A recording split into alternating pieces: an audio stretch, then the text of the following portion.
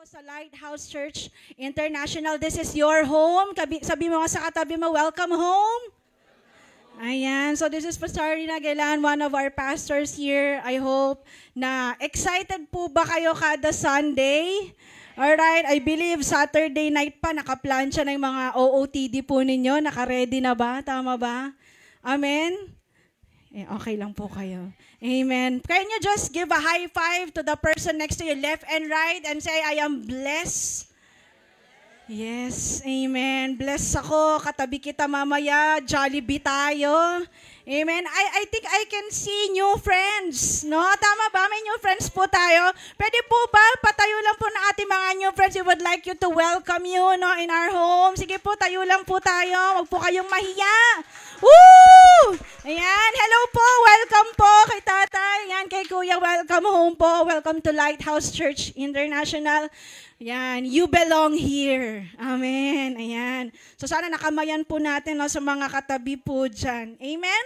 Alright, so let's go po sa ating word for this morning. Sino po dito napapansin nyo, we are living in a fast-paced world. Everything is instant. Tama po ba? Parang lahat nagmamadali sa trabaho, di ba? Sa errands, sa goals. And minsan, sa pag-scroll. Sino po dito mahilig mag-scroll sa Facebook? You can say you are guilty, yung tinatawag nilang doom scrolling. Yung sabi mo, 15 minutes lang ako mag-Facebook. Pero napapansin mo, parang tumagal na, umabot ka na ng 2 hours. 3 hours, sabi pa nga, umabot ka na sa ganong oras na pagdo-doom scrolling.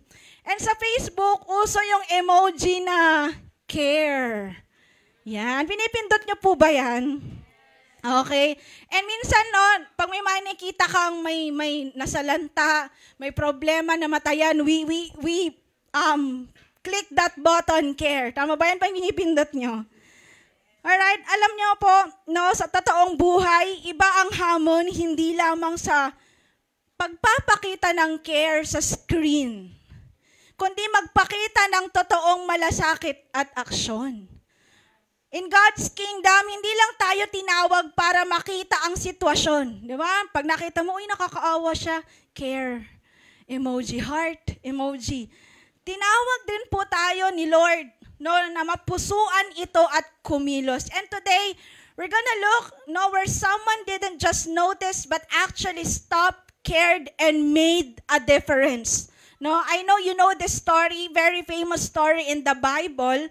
And I invite everyone to please stand up. Let's read our word. Our main text for this morning na makikita po in Luke chapter 10, verse 25 to 37. So salit-salit po tayo ng pagbabasa. Mauna po ako, then susunod po kayo. In ang Bible version, sabi po dyan, isang teacher ng law ang lumapit kay Jesus at nagtanong para hanapan siya ng mali.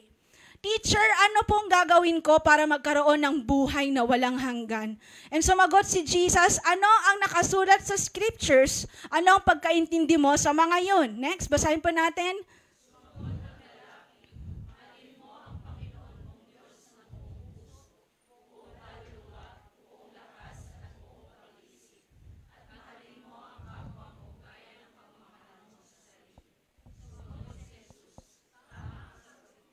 Next, gawin mo yan at magkakaroon ka ng buhay na walang hanggan.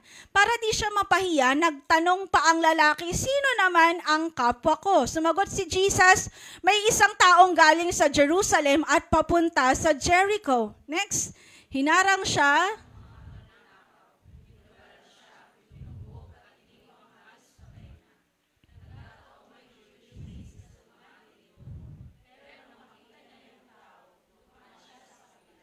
Dumaan din ang isang Levite. Nang makita niya ang taong binugbog. Alright, pero nung may dumaan na isang Samaritan, nakita niya ang biktima at sobrang naawa siya. Nilapitan niya ito, binuhusan niya ng langis at alak ang mga sugat, saka nilagyan ng benda. Sinakay niya ang tao sa kanyang donkey at dinala sa isang paupahang bahay kung saan niya ito inalagaan. Next po.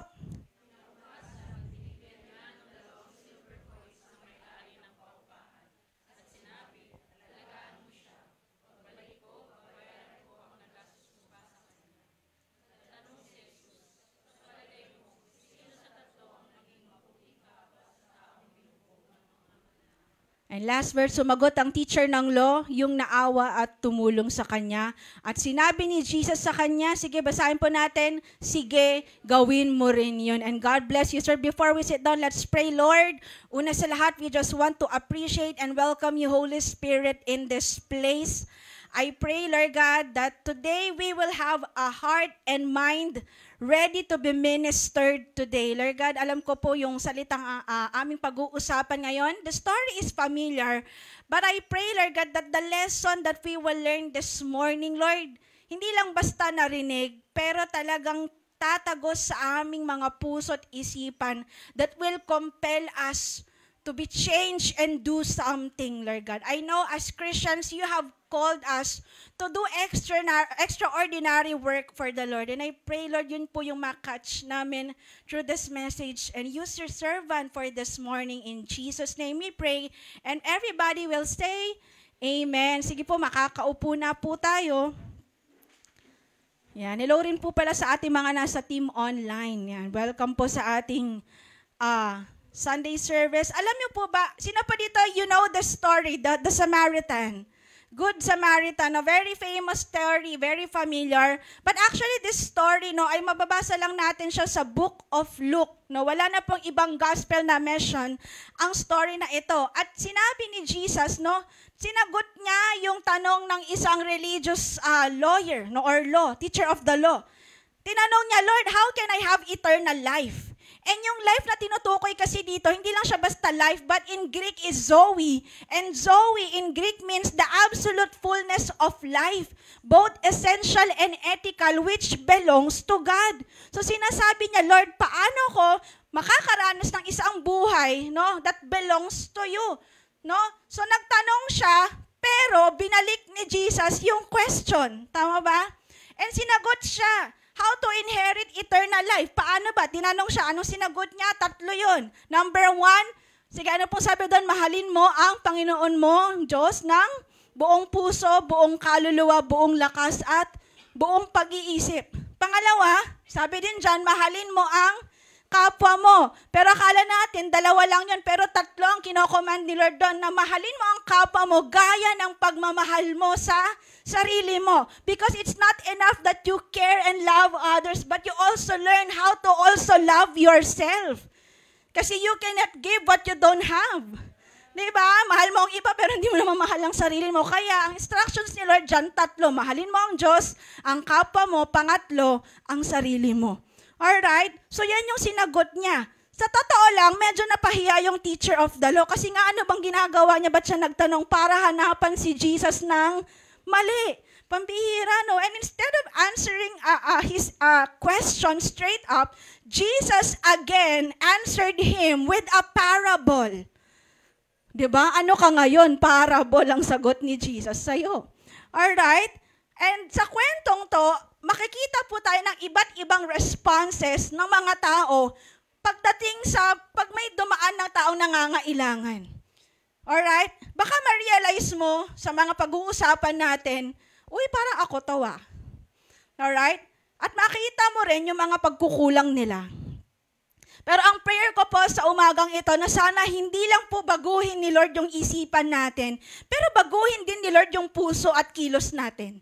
Amen? Na hindi lang kami magiging aware, kundi magiging kagaya kami ng gustong example ni Jesus na isang taong tumitigil, nakikita ang pangangailangan at gumagawa ng paraan. So for this morning, join me in my message as we talk about heart that see, hands that care. Amen. Pwede bang sabihin natin, hearts that see, hands that care. Amen. Are you excited? Amen. Let's talk about ano ba yung mga naging iba't ibang attitude ng mga taong ito about others' need based on the story. Alright, we have different attitudes. Sabihin nga natin attitude. Diba? Parang yung sa series natin, Beatitude Yarn. Diba? Attitude Yarn. Alright? So number 1, makikita natin una doon yung robber. No? To the robber, yung magnanakaw. They see someone in need as someone to use and abuse. Grabe, no? In Luke 10 verse 30, makikita natin na ang una na naka-encounter dun sa tao ay yung magnanakaw. Sino po dito naranasan niyo na po manakawan? Masaya po ba kayong nanakaw? Siyempre hindi. Di ba nalala ko yung kay Ate Cindy, binalik pa no, yung ninakaw. Parang mabait din, no? Pero nagnanakaw eh. They use and abuse. Alright? Alam niyo po ba that the road from Jerusalem to Jericho was notoriously dangerous? It was about 27 kilometers, 17 miles long, and descended over 3,000 feet through rocky desert terrain at marami pong kuweba. No, maraming hiding spots, kaya hindi po nakakapagtaka na itong daanan na ito, kita nyo naman, diba? Maraming pwedeng pagtaguan ang mga magnanakaw at pugante talaga dyan. Kaya tinatawag po itong kalsada or itong road na ito, the way of blood or Adumim. Because very common ang lugar na to ng mga robbery, no, and killings. Alright? So, sa time nila, hindi lang simpleng pagnanakaw. Madalas, sinasalakay nila yung mga nanglalakbay, hinuhubaran, binubugbog, at minsan, kalunos-lunos ay iniiwan ng patay. So, ganyan mismo yung ginawa sa lalaki sa kwento ni Jesus. So, very simple na ang mga tao na gaya ng may attitude ng isang robber, they use and abuse that person. And there are some people, no, na may robber or tinatawag nating robber spirit. Paano mo masasabi ng isang tao may robber spirit siya? Letter A, okay, yung culture na what's yours is mine, I'll take it. Or sa Tagalog, ang iyo ay akin din. Magnanakaw eh. So para bang I don't care what happens to you as long as I get what I want. Ganyan sila. So itong mindset ng mga taong ito, they see people as a tool to be used and not lives to be cherished. Ano bang sample ng mga taong may robber mindset? No? Yung for example, yung mga scammer. Dito po dito naranasan ng mga scam. Sa Shopee, madalas yan, kala mo ganun yung ipapadala pagdating ng parcel. Iba, nung in-unbox.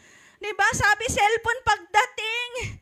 Nor cubes, mga ganon. Diba? Unboxing pa more. Diba? So scammers will steal money from people in desperate situations. Ano pa? Relationships based on convenience. Kapag wala ka nang maibigay, iiwan na kita. Diba? Wala ka nang silbi sa akin, kaya iwan na kita. Diba? So, ganong mindset. Ano pa? Yung tinatawag nating letter B, cancel culture. Yan, uso yan sa generation ngayon. Cancel culture. Na sa panahon ngayon, kapag ang isang tao, nagkamali lang siya, kina-cancel na. Gino-ghosting. Pambihira, para bang yung isang pagkakamali niya, natabunan na ng isang daan na mabubuting ginawa niya, cancel ka na sa akin, unfollow ka na, unfriend na kita. Diba? That's the robber spirit, na para bang wala ng grace, wala na bang effort para tulungan siya, na magbago siya. Diba? Parang pag wala ka ng pakinabang, drop ka na agad sa akin.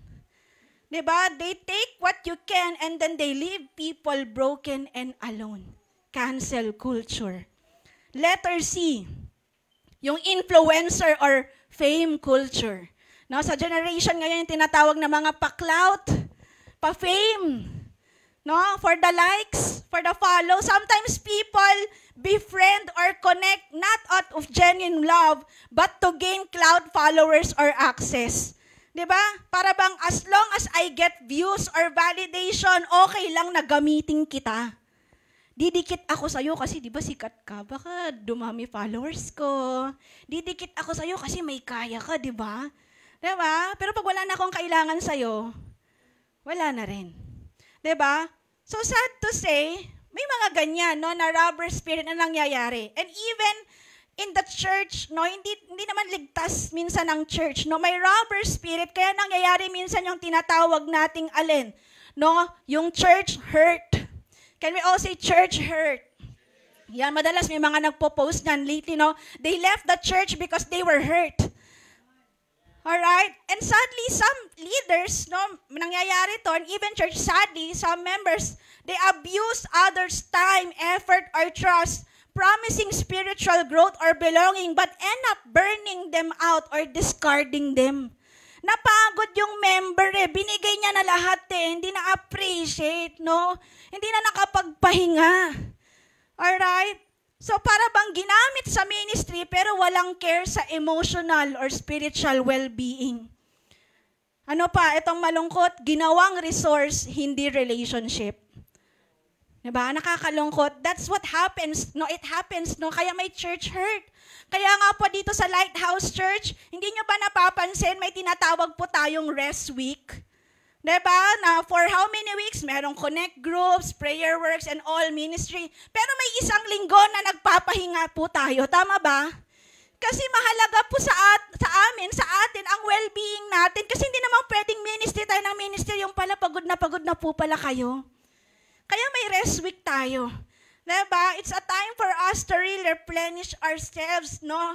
Magpalakas, magpa-restore. Kaya din, we care for your spiritual growth, vocational discipleship. Amen.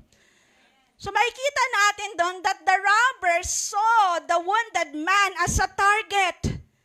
But as Christians, we should see this person as a mission. Nasaan yun? Nasa PowerPoint ata natin yun. Again, the robber saw the wounded man as a target. The Christian should see him as a mission. Because the church isn't a place to use people. It's a place to restore them.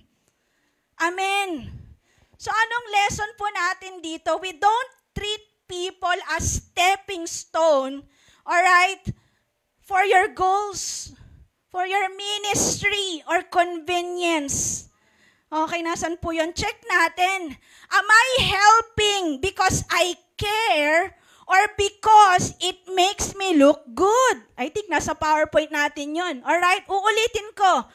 Am I helping because I care or because it makes me look good? Diba? Let's check ourselves. So that's number 1, yung robber. Someone to use and abuse. Pangalawa, ano pa yung attitude na makikita natin doon sa story? Pangalawa, yung expert of religious law. Yung nagtanong kay Jesus, no, na naghahanap ng mali. For him, now when there's someone in need, it's just someone to talk about. No, sa panahon natin ngayon, pagmaritesan lang natin.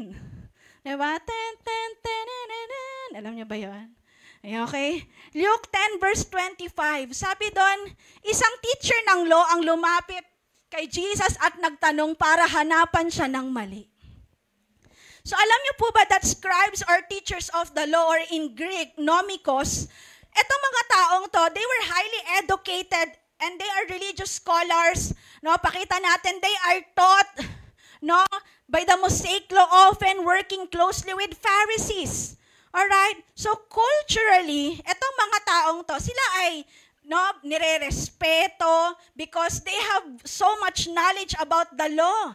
Kaya lang nakakalungkot sa sobrang galing nila, no, minsan nagiging legalistic na. Ibig sabihin, more na lang sa rules, more na lang sa, 'di ba, batas itong sundin, pero nakakalungkot, no, mas mabigat na 'yon kaysa relationship. Alright? They were also known, ayan, mahilig silang makipagdebate. Yan, theological discussions, yan sila. So makikita natin sa verse na ang intent niya, sabi ko nga, ay gusto niyang hanapan si Jesus ng mali. Sa totoo lang, may mga Christians minsan na ganyan, no? Teachers of the law. They are like Christians who know but don't show. Again, Christians who know, ang daming alam but don't show. What do I mean by that? Alam niyo po, it's okay na yes, no, we encourage everyone, let's go deeper in the Word of God, no, let's study our Bibles, magpa-mentor, dumaan sa trainings, but I hope we don't miss the point.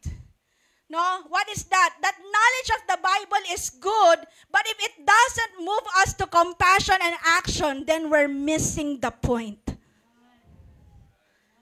Dapat, the more na may nalalaman ka sa Bible, the more na lumalalim ka, dapat mas namumuhay ka ng tama, the more na nagpapakumbaba ka, the more na naglilingkod ka, at the more na dapat nagmamahal ka. And sabi nga dyan, you can ace your theology but fail in love. Real faith is not shown in debates but in deeds. Kasi may mga Christian minsan nakakalungkot, nakikipagdebate. Oo nga, nanalo ka nga sa theology mo, sa debate mo, pero nasira naman yung relationship mo dun sa kapatid mo. Nasira mo naman yung relationship mo dun sa kaibigan mo. Alright, James 1 verse 22, sabi nga dyan, but be what? Sabi dyan, doers of the word and not? Okay lang po kayo. Di ba na, hearers, because what? You are deceiving yourselves. So, parang sinasabi ni James, no? Dapat hindi lang tayo basta nakikinig ng word, nag-aaral, pero dapat ginagawa.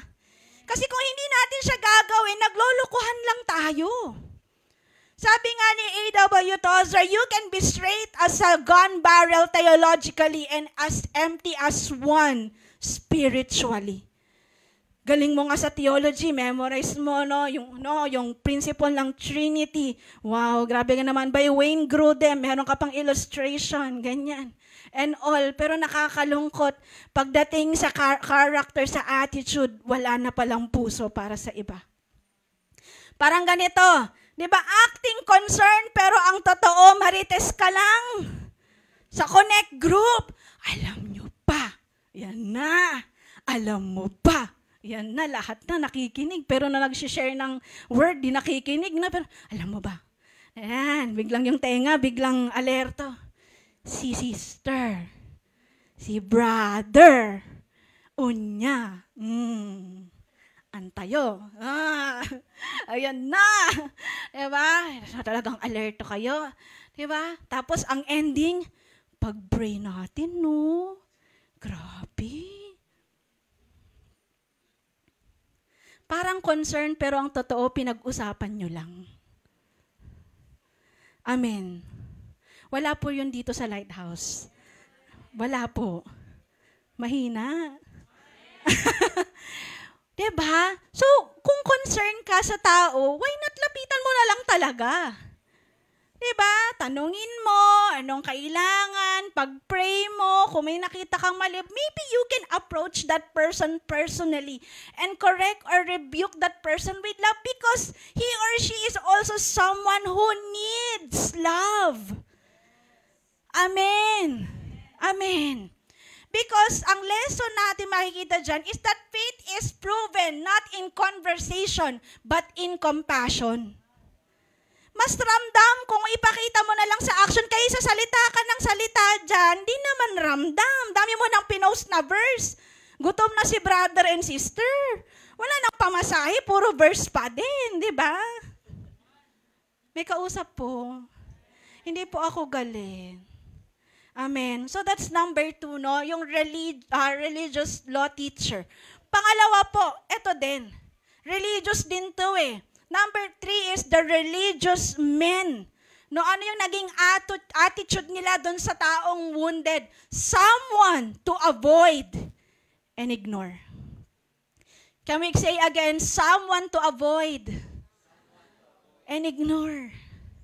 At sino ba yung mga yun? Luke 10 verse 31 to 32, nagkataon may Jewish priest na dumaan din. Pero nung makita niya yung tao, ano daw ginawa? Dumaan siya sa kabila. Now, dumating naman yung Levite. Nang makita niya ang taong binugbog, anong ginawa naman? Nag-iba siya ng daan, to the left, to the right. Alam niyo po, ang mga priests, no, they were descendants of Aaron, no? They were a priestly tribe from the tribe of Levi and were responsible for offering sacrifices and maintaining temple worship. Yan po sila. No, in short, sila yung mga full-timers no, sa church. Parang ganon eh. So they are Levites who assisted, the priests took care of temple duties, and they were set apart for spiritual service. No? Siyempre, nagsaserve sila sa church, sa temple, so of course, they are seen as holy, spiritual elite, at talagang nire-respeto as leaders. So nakakalungkot na sa parable na ito, ni Jesus, they saw the wounded man, pero anong ginawa? Iniwasan. Maybe may dahilan sila, baka kasi pag hinawakan yung may sugat, baka maging unceremonially unclean ako. Baka kasi pag tinulungan ko, madedelay ako dun sa lakad ko. Baka pwedeng ganun yung mindset nila. Pero iisa lang ang resulta nun. They avoided someone in desperate need. May nakita ka naghihingalo sa harapan mo, wala kang gagawin. Nakakalungkot na gaya ng Levite at nung priest. May mga Christians na akala nila their duty is only in the church premises. Wala na ako sa church, hindi ko na responsibilidad alagaan yan. Alright, nakakalungkot. Hindi lang sapat, no, alam niyo po, na active lang tayo sa ministry, pero wala ka namang compassionate heart for the needy. Amen. You know what? Religious activity doesn't always mean a compassionate heart. We could be on duty for God, but disconnected from God's heart. Pwedeng abala ka sa gawain ng Diyos, pero malayo ka sa puso ng Diyos. For example, nagbo-volunteer ka dito sa church every week, pambihira, call time 7 a.m., pero 4 a.m. nandito ka na. Nakahanda na rin ang communion. Wow, grabe naman. Salute. Pero alam niyo po, nakakalungkot, ganun tayo ka-active, pero when we see someone in need, umiiyak. No, for example, kaklase mo, walang baon. Wala siyang baon. O di wala kang baon. Buti nga sa'yo, hindi ka mahal ng magulang mo. Papainamin pa. Walang pakialam. Lagi ka nagpo-post ng Bible verse sa story mo, sa notes mo. Pero tinatarayan mo naman yung katrabaho mo. Ha? Otan? Ha? Galing na. Diba? Pag nagkakamali, pinapahiya mo. Ito pa, laging nasa church, active ka sa ministry, pero sa bahay, mainitin ang ulo sa anak o asawa. Diba? Sa church, hey, sir, welcome po, brother. Tapos sabay, Ryan, anabay kan! Sika lamat! Sika! Grabe, talagang Armalite. No? Amen. Kanina yung mga nanay, nagtatawanan sila. Sabi ko, okay lang po yan. At least binabago tayo ni Lord. Something is working in your heart. No? Tatawanan sila. No? Pero alam nyo po, diba, it reminds us, diba, o kaya minsan, baka po naglilingkod tayo dito sa church, no, very passionate tayo, pero nakakalungkot, hindi na po natin nakakausap ang ating mga sariling anak. Hindi na po natin sila nakakamusta. Amen. Busy ka sa gawain, pero blind ka sa taong sugatan sa harap mo. Who are those people in front of you? Pwedeng kaklase mo yan na hindi mo alam nagbabattle sa depression. Pwedeng hindi mo alam yung anak mo may nangyayari na pala sa kanya kasi hindi mo siya natatanong. Pwedeng yung parents mo nag-i-struggle kayo, no? There's some conflict in the family and you are not confronting the issue in front of you. Wala kang compassion. Kasi alam niyo po, ang lesson natin, ang tunay na spiritual maturity, hindi lang nasusukat sa dami ng ministry mo, kundi sa lalim ng malasakit mo. Amen. Alam niyo po, bungkod sa tinatawag nating sin of commission, meron tayo ding sin of omission. Anong pinagkaiba nun? Sin of commission is what? Yung mga kasalanang ginagawa. Sinadya mo man o hindi, sin of commission yan. Pero yung sin of omission, kasalanan ng hindi paggawa ng tama kahit alam mong dapat mong gawin. Nakita mo may pangangailangan yung tao pero iniwasan mo. Diba? Iniwasan mo. May nakita kang isang tao, kailangan niyang ma-mentor, kailangan niya ng discipleship, iniwasan mo. Ay, busy ako eh. I have no time. Diba? Problema ko na nga sarili ko, bakit ko pa iisipin ang iba? Sana wag tayong ganon. James 4 verse 17, sabi dyan, therefore to him who knows to do good and does not do it, to him it is sin. Ang totoong pagmamahal, sa totoo lang po, kung totoo nagmamahal tayo, minsan may kapalit na abala. May pagod, may adjustment. Tama po ba sa mga mag-asawa, may adjustment po kayong ginawa? Tama ba? Pero dahil mahal nyo niyo po, mag-a-adjust, pero mahirap, pero worth it, kasi yan ang puso ng Diyos. Amen. Nandiyan po ba kayo? Sa totoo lang po, ang problema sa atin ngayon, as Christians, we're too much comforted with comfort. Okay na lang tayo, okay na ako dito, uupo lang ako sa church, serve. Ano ba? Okay na yan. Hindi sa disciple, okay na ito. Dito na, abala pa yan eh. Busy-busy ko na nga eh. Alam niyo po, sana hindi tayo ganon. Sana makita mo yung need ng tao na nasa harapan mo. Amen. Amen. Alright, so that's number 3. Number 4, last 2. No, akala nyo 3 lang yun. Meron pang 4 doon. Yung innkeeper. To the innkeeper, the attitude of this innkeeper for someone in need is someone to serve for a price. Sa Tagalog, may kapalit, may bayad.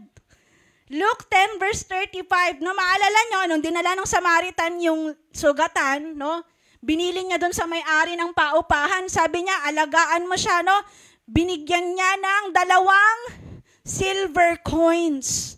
Alright? Alam niyo po, yung mga paupahan noon or inns during Bible times, hindi naman siya gaya ng mga hotel na nakikita niyo po ngayon, yung mga kompleto ng amenities, di ba? May sabon, may shampoo, lahat na nandun na parang kulang na lang talaga doon ka natitira. Pero yung mga inns noon, napakasimple lang. Talagang, shelter. No? Simpleng tulugan lang. And alam niyo po, ang mga innkeepers ay kilala po sila bilang, alam niyo yan mamaya pa, ang innkeepers, kilala po sila bilang mga dishonest or greedy. Para mga tax collectors na minsan pwede nilang abusuhin yung kanilang mga customer. At ang hospitality sa culture ng Jews was supposed to be our virtue, but in the case of paid inns, it became a business transaction. Parang kumbaga ang attitude ng mga innkeepers, okay lang ako mag-serve basta may bayad. Basta may kapalit. So, makikita natin doon, sige, pakita natin that the innkeepers represents what you call transactional love. Alright? Love or service that's only given kung may kapalit. Ano nyo po, minsan innkeeper tayo kay Lord eh. Transactional yung love natin minsan kay Lord.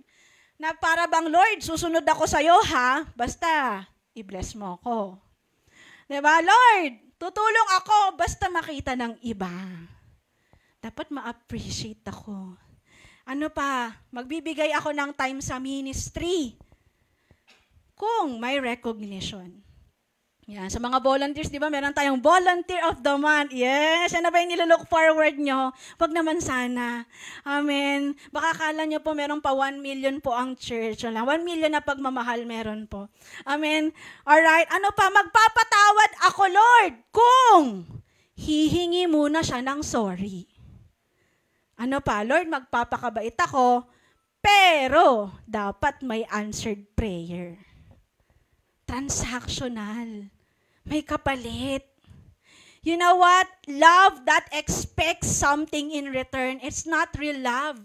It's a trade. So kung may kapalit, para ka namang businessman yan. Kailangan may kapalit. Sabi mo nga sa katabi mo, huwag ka namang ganon. Oo, kasi wala naman ganon sa Lighthouse. Amen. So what's our lesson? We should love like Jesus, who is unconditional and not transactional.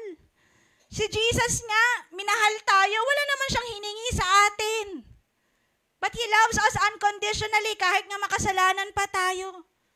So let us evaluate ourselves. Are we serving with a heart of love or are we having a heart for reward? Amen. Ang seryoso nyo naman. Ngiti naman po kayo. Yan, ngitian nyo nga, kahit napipilitan, amen. Sige, ngiti po tayo. Are we learning? And last, number 5, of course, to the Samaritan. Ano po ang kanyang attitude sa wounded man? Someone to see and care for. In Luke 10 verse 33, Pero nung may dumaan na isang Samaritan, no, nakita niya yung biktima, sobrang naawa siya. Anong ginawa niya? Talagang nilapitan niya, binuhusan niya ng langis at alak ang mga sugat. Sa kanilagyan ng benta, sinakay niya ang tao sa kanyang donkey at dinala sa isang paupaang bahay kung saan niya ito inalagaan. Sa time po ni Jesus, ang mga Samaritans ay kinamumuhian ng mga Hudyo. Because Samaritans is a mixture of race, Jews and the Gentiles, no? Para sa kanila, kalaban ang Samaritan. Pero sa kwento ni Jesus, yung taong inaasahang tumulong, hindi tumulong. Sana nga asahan mo doon yung mga religious men eh, 'di ba? Yung Levite tsaka priest, pero hindi. At yung inaasahang hindi tutulong, Samaritan pa. Siya pa ang tumugon ng may puso. So we will see that the most unexpected person has the most God-like response. The Samaritan didn't just see. He was moved to act. Balikan po natin in Luke 10 verse 33. I want you to highlight the word compassion. Can we all say compassion? Alam niyo po ba that compassion in Greek is splagmizomai? No, from the root word splagna, which means guts or bowels. Alright? In ancient times, it was considered the seat of deep emotions. Like how we say, I felt it in my gut. Or sa Tagalog, no, dahil nanonosebleed na tayo, ramdam ko sa kaibuturan ng loob ko. Yun yung compassion na naramdaman ng Samaritan. Ramdam ko sa kaibuturan ng loob ko. Parang sa Gen Z, grabe! Tumagos hanggang sikmura yung feeling. Ganun yan eh. Feel na feel ko eh. Alright? But more than just a feeling, splagmizomai means to be deeply moved with compassion so deeply that it leads to action. Hindi mo lang nakita, no? Talagang truly a heart that see and a hands that care. Hindi mo lang nakita na may sugatan sa harap mo, pero inabot mo siya at inalagaan mo. May ginawa ka. Para bang pag sinabi mong splagmizomai, hindi ako mapakali, kailangan may gawin ako, kailangan tulungan ko siya. Yung awa na hindi lang sa salita o luha, kundi yung awa na gumagalaw. Yung tipo na pag may nakikita ka nangangailangan, tapos hindi ka mapakali hanggat hindi ka tumutulong. Ganyan kalalim yung compassion ni Jesus. Are you there? Okay lang po kayo. For example, as a student, no, may mga students or mga youths, di ba, nagpo-post yan sa Facebook, sad-sad, diba? Tapos hindi na pumapasok ng school. Diba? Sa group chat, nagli-leave or nagle-left. Diba? Nagpo-post, puro malulungkot, yung mga kanta or quotes. Diba? Isipin ng drama-drama naman yan. Pero sana kung ikaw meron kang splagmizomai, kung compassionate ka, why not sana tinanong mo siya, kamusta ka? Diba? Kahit busy ka, kinausap mo siya. Sinamahan mo, nakinig ka. Hindi mo man maaayos lahat ng problema niya, pero naging lifeline ka niya sa panahon na yon. Ah, grabe. May nagmamalasakit pala sa akin. Ano pa, bilang isang nanay at tatay, diba, napansin mo, bakit parang laging tahimik tong anak ko? Laging nagkukulong, nagmumukmuk. Diba, hindi mo lang siya tinanong, anak, kumain ka na? Hindi mo lang siya tinanong, pero umupo ka, pinakinggan mo, niyakap mo siya kahit wala kang sagot sa problema niya. Amen. May friend ka na hindi na uma-attend sa church. Kasi feeling niya, hindi siya welcome dahil sa past mistakes niya. Anong ginawa mo? Diba, in-invite mo siya, hindi mo siya tinigilan, in-encourage mo. Diba, pinuntahan mo siya, diba? At pinakita mo na hindi perfect ang church, pero perfect ang pagmamahal ni Lord. Diba? Pwede naman yun eh. The church did not hurt you. God did not hurt you. Maybe people did, pero God never did. Diba? Or for example, yan, sa mga mentors, diba, nalalapit na po ang life retreat, tama ba? Yan, sa mga gusto po mag-life retreat, pwede po kayo mag-sign up. Yan, nag-plug pa, no? And Sabi ng disciple mo, wala po akong pang-registration. Pero dahil may compassion ka at gusto mo siyang matulungan kasi alam mo yung life retreat makakatulong sa kanya, grabe binayaran mo. Diba? Ano pa, nakita mo may isang kapatid naglalakad papuntang church kasi wala siyang pamasahe.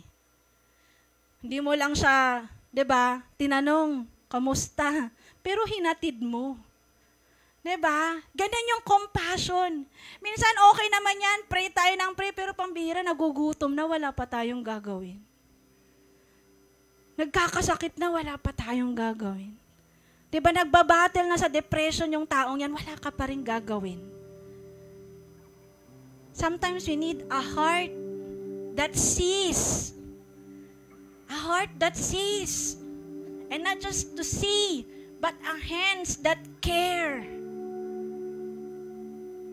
Sabi nga nila, people don't care how much you know until they know how much you care.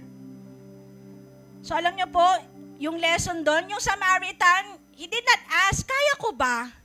Or worth it ba siyang tulungan? Deserve niya ba? Anong ginawa niya? He simply acted out of compassion. Splagnizomai is love that moves you even when it's inconvenient, costly, and unexpected. Ganon talaga, may times mag-a-adjust ka, magsasacrifice ka, pero dahil yun yung kind of love na gusto ni Lord na gawin natin. Amen. Hindi naman po humihingi si Lord ng sobra o mga bagay na wala sa'yo para makatulong ka. Kung meron, ano yung meron ka, may oras ka, may lakas ka, may talento ka, or kaunting resources, yun ang ibigay mo. Kasi di ba, pag may puso ka na tunay na nagmamalasakit, mararamdaman niya ng tao kahit simple lang. Tama ba? Ramdam mo eh. Sa mata ng Diyos, hindi maliit ang ganoong tulong dahil minsan, ang simpleng act of compassion pwedeng magbago ng buong buhay ng isang tao. Pwede bang palakpakan natin si Lord? And just a short testimony, I will never forget how this church, Lighthouse Family, became a Samaritan sa aming family 3 years ago. No, kung naaalala nyo po yung nangyari sa mama ko, no, tinamaan po siya ng isang rare na sakit na GBS or Guillain-Barré syndrome. So for your information yan, si doktora naranasan din niya yan. No? It's a virus that attacks the nerves. Kaya po hindi nagagalaw ng mama ko halos yung katawan niya. And we were in the hospital for almost 2 months. 1 month sa ICU, 1 month sa private room, pero hindi lang po natapos doon. Actually, pag uwi namin, para pa rin kaming naka-duty, para pa rin kaming hospital. Inuwi namin si mama na hospital setup pa rin. No? Merong ventilator, may oxygen, may suction machine, gano'n eh. Gano'n yung setup po namin. Actually, nakaganyan pa kami. No? Si ate ko yan, naka-duty. No, naka-PPE pa kami. Kasi very, talaga, delicate. Hindi pwedeng maano ng basta-basta ng kung sino-sino lang. And I know some of you, you know this story. Alam ko po, you know this testimony of us as a family. Pero alam niyo po yung pinaka nag-move sa akin doon. Naaalala ko, nasa hub pa tayo noon. Tama po ba? Sino po dito naabutan niyo po yung nasa hub? Kakalipat lang natin bilang isang bagong church. Pambihira, alam ko ang church nung time na yon financially, wala din talaga. Pero alam nyo, that did not stop the church to help us. Sabi ko nga, kung ano yung meron ka, yun ang tulong na gawin mo. At yun yung ginawa ng church. Talented po, no, ang mga members natin, no, masipag. I remember, nagkaroon po ng church ng 143 fundraising event. Diba? Nag-live selling, nagkaroon pa ng online jamming for a cause. So marami pong salamat nung pakita natin yon. Nisip ko, parang abala naman, sobrang nakakahiya naman, gagawin pa to ng church. Alam ko naman, struggling din financially, pero diba, they did not ignore us as someone who's in need. And I remember, nung nasa hospital din po kami, andyan ang church family checking on us, praying for us. And I will never forget this one conversation with Rev Paul. No? Ito yung time na sobrang dami pong sinasabing negative ng doctor sa amin. Sabi nila, matanda na yung mama nyo. Baka habang buhay na siya naka-ventilator. Matanda na yung mama nyo, baka hindi niya nakayanin. And I was really discouraged nung time na yon, but he called us, chinek niya kami. And I can never forget, sabi ni Rev Paul, ang hangganan ng medisina ay simula ng himala. Ang hangganan ng pera ay simula din ng pagpapala. No, sorry ko na natama yan. But you know what? That truly moved me and keep believing that God will do miracles. Even kahit nung nakalabas na kami, the church family was there asking us, anong kailangan nyo? Kailangan nyo ba? Sino bang, may marerefer kaming PD, kailangan nyo na bang tulong sa therapy ni Mami, mga ganyang po. Grabe, hindi tumigil ang church ng paraan para pwedeng maitulong. Hindi ko man po kayo maisa-isa lahat, but we will always remember you and be forever grateful. Fast forward, si mama ko po, healed na from GBS. Even the doctor cannot believe how a 70-plus-year-old can survive this. Yan na po siya, naka-attend na siya ng church, no? Yan po yung unang attend niya ata, no? And sabi nila, siguro malakas kayo kay ano, no? Pero sabi ko, hindi po. Buhay ang Diyos na pinaglilingkuran namin. And glory to God. Iniisip ko na lang po, paano na lang kung wala ang Lighthouse family na naging Samaritan sa amin. They have seen us in our wounded season and acted with care and compassion for us. Pwede bang palakpakan natin ang Panginoon? And as I end, alam niyo po, in the parable, again, may isang lalaki na physically wounded. Sugatan talaga.